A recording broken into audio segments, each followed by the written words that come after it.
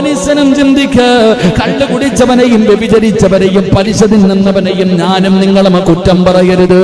കാരണം അവൻ കള്ളു കുടിച്ചവനും വ്യഭിചരിച്ചവനെ പറയുമ്പോ ഞാനും നിങ്ങളും സ്വന്തം മനസാക്ഷിയോട് ചോദിക്ക്, എത്ര പാപം ചെയ്യുന്നവരാ, എത്ര പാപം ചെയ്ത് നടക്കുന്നവരാ.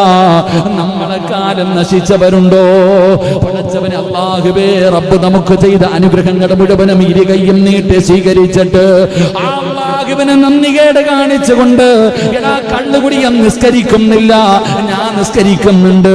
കള്ളുകുടിയൻ ഖുർആൻ ഓതുന്നില്ല. വ്യഭിചരിച്ച് നടക്കുന്നവൻ ഖുർആൻ ഓതുന്നില്ല, ഞാൻ ഖുർആൻ ഓതുന്നുണ്ട്. പടച്ചവനെ അവൻ നോമ്പ് പിടിക്കുന്നില്ല, ഞാൻ നോമ്പ് പിടിക്കുന്നുണ്ട്. ഞാൻ അല്ലാഹുവിൽ വിശ്വസിക്കുന്നവൻ അല്ലാഹുവിൽ വിശ്വാസമില്ല.